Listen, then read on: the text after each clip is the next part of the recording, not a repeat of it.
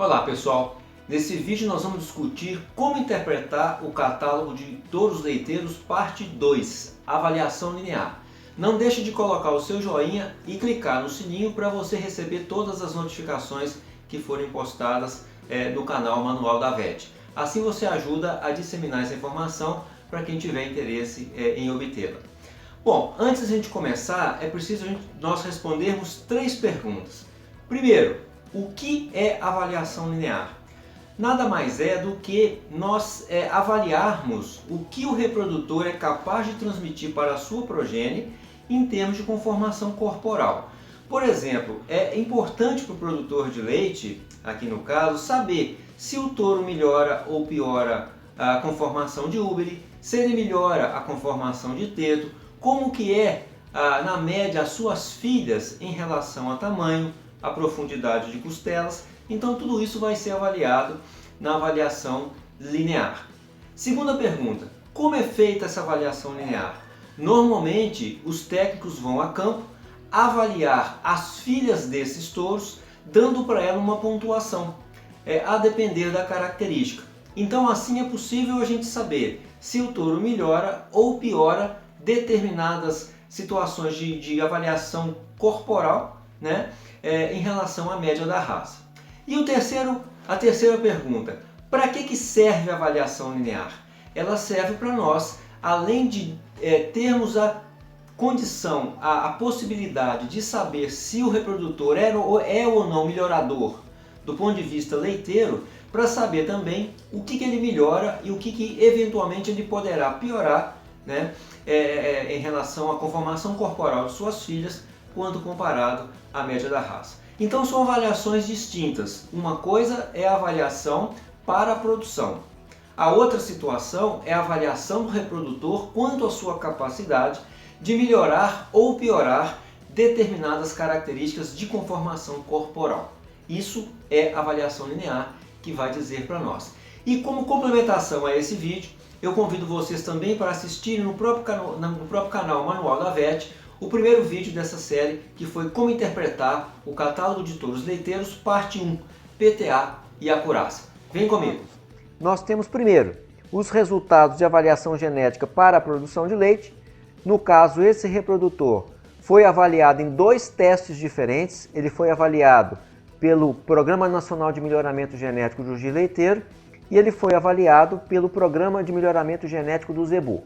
São testes diferentes que geram resultados diferentes baseados em bases genéticas diferentes. Então, nós só podemos comparar os dados do reprodutor quando nós estamos avaliando um teste em específico. Eu não posso misturar os resultados de 2 testes diferentes. Agora, associado a isso, nós temos também aqui, os resultados da avaliação linear desse reprodutor. O que isso quer dizer? Nós, além de podermos julgar se o reprodutor em questão é ou não positivo para transmitir leite, e no caso aqui ele basta a gente avaliar os resultados de PTA nos 2 testes em que ele foi avaliado. Ele é PTA positivo nos 2 testes, então ele é provado para leite. E além disso, é possível nós termos uma projeção, termos uma perspectiva do que esperar em média nas filhas desse reprodutor quando comparado à média da raça G. Então, isso quem vai dizer para nós é a avaliação linear. Nesse resultado aqui nós temos 18 características. As primeiras características basicamente dizendo para nós em relação ao que esperar em termos de conformação de corpo. Aqui nós temos, olha que legal, a altura da garupa, perímetro torácico, comprimento corporal, comprimento de garupa, largura entre ilhos e isquios. Então, o que isso quer dizer? Se nós pegarmos esse reprodutor em questão para essas características, repare o seguinte, essa linha central aqui seria a linha que considera a média da raça. Esse reprodutor ele é positivo para altura na garupa, perímetro torácico, comprimento corporal, comprimento de garupa, largura entre isquios e entre ilhos. Então, em média, quando a gente espera as filhas desse reprodutor comparadas à média da raça, ele vai gerar filhas mais altas. A altura da garupa é basicamente a altura do ilho ou do osso sacro aqui em cima até o chão. Então, esse touro, quando comparado à média da raça, vai gerar filhas mais altas, filhas mais compridas, com a garupa mais larga e garupa mais comprida. Então, por exemplo, se o meu plantel é composto por vacas mais baixas e eu tenha interesse em aumentar essa característica na geração futura, esse reprodutor pode ser uma alternativa interessante, porque ele vai transmitir isso para suas filhas em média. Outra questão aqui também, nós podemos avaliar a conformação de pernas, vista lateral e vista por trás. Nós podemos ter reprodutores que transmitem filhas com as pernas mais retas, com as pernas mais curvas. Visto lateral, seria basicamente esse ângulo aqui, esse ângulo do jarrete. Então, a perna reta seria animal com essa angulação aqui muito retilínea. E a perna curva com essa angulação muito fechada. Para nós não interessa, animais nem com pernas retas, nem com pernas curvas. Então, o interessante para essa característica seria um reprodutor mais próximo da média da raça.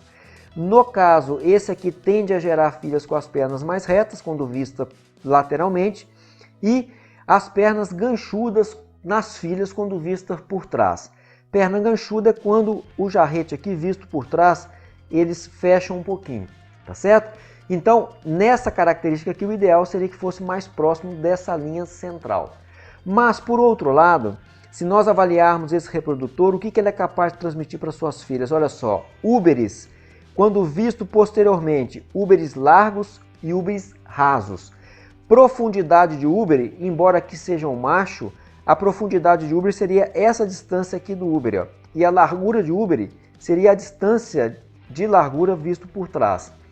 É interessante um reprodutor que consiga transmitir úberes largos e um pouco mais rasos, para que esse úbere fique mais próximo do ventre da vaca, tá? Não fique tão próximo ao solo, porque isso poderia predispor aí a trauma, o que poderia ocasionar aí mastite e outros problemas decorrentes de traumatismo.